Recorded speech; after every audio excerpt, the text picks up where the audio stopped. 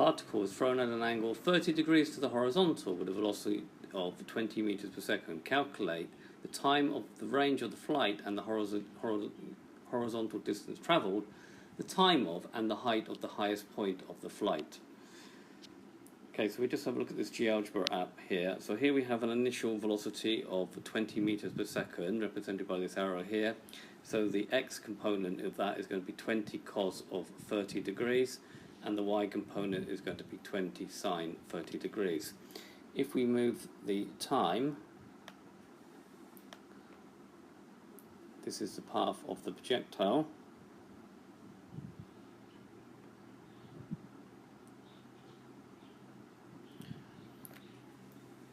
And what we need to find is the range of the flight. So what we're going to need to do is to put that, the vertical distance to 0, so the vertical distance to 0, and then put the value of t in the horizontal distance to get the actual range of the flight. So we've got u is 20 meters per second, this is 30 degrees, and we've got, what we need to do is set up the equations of motion, assuming that there's no actual air resistance. Gravity is acting downwards in the opposite direction, so it's going to be minus 9.8 meters per second squared. So for the velocity, v is equal to u plus at. So, but in the horizontal component of velocity, there is no acceleration, there's no gravity acting on it. So v of x will be just 20 cos of 30 because the acceleration is equal to 0 meters per second squared. There's nothing acting in that direction. However, in the vertical one, the velocity, vertical component was going to be 20 sine 30 degrees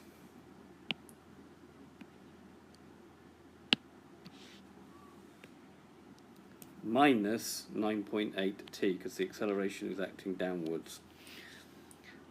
So, and for the position, we're going to use s is equal to ut plus a half at squared. Again, there's no acceleration in the horizontal position, so x is going to be 20 cos 30 degrees of times t, and y will be 20 sine 30 degrees t minus 9.8 over 2t squared. We're going to call this equation 1, 2, and 3, and 4.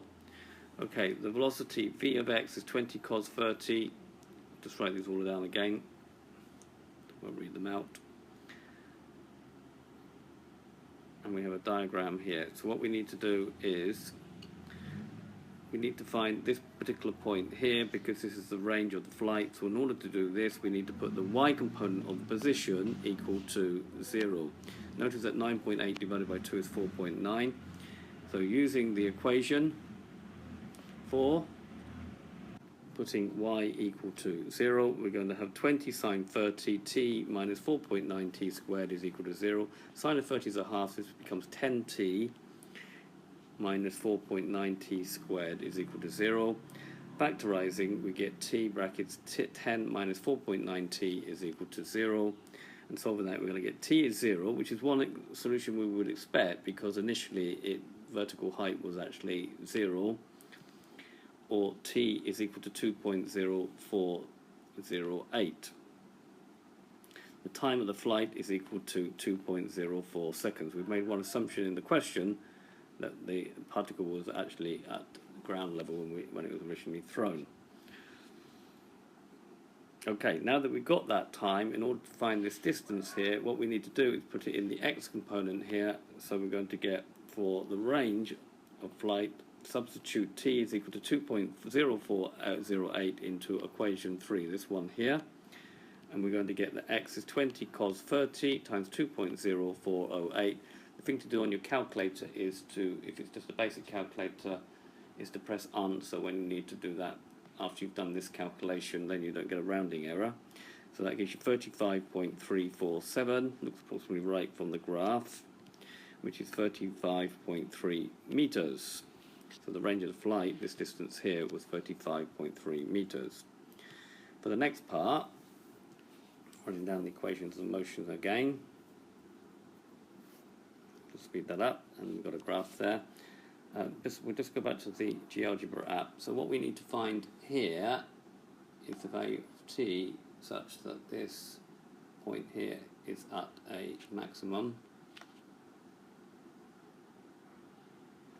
So we need to find this point here. Now at this particular point, the vertical velocity will actually now be equal to 0.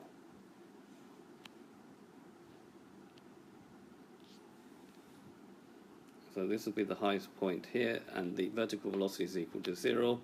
So the vertical velocity is given by equation 2. So using equation 2 and putting it equal to 0, so what, 20 sine 30 minus 9.8t is equal to 0. Sine of 30 is half, a half times 20 is 10. 10 minus 9.8t is equal to 0. So it gives t is 1.0204, that's 10 divided by 9.8. The time to the highest point on the flight is 1.02 seconds. Now we actually have to calculate this vertical distance here. So the greatest height, we have to substitute t is equal to 1.04 into equation 4. So what we're finding is this particular value here on the graph. So y will be equal to 20 sine 30 times 1.0204 minus 4.9 times 1.0204 squared, which is 10 times, because sine of 30 is a half, half of 20 is 10, 1.0204 minus 4.9 is 4.9 because 9.8 divided by 2, times 1.0204 squared, which gives me 5.102. I rounded off to 3 significant figures, that is 5.10 meters. So that actually height, if you read it off the graph, there will be 5.1. Okay, so there's been a video to show you how to find the range of a flight and its greatest height and the times that those happen.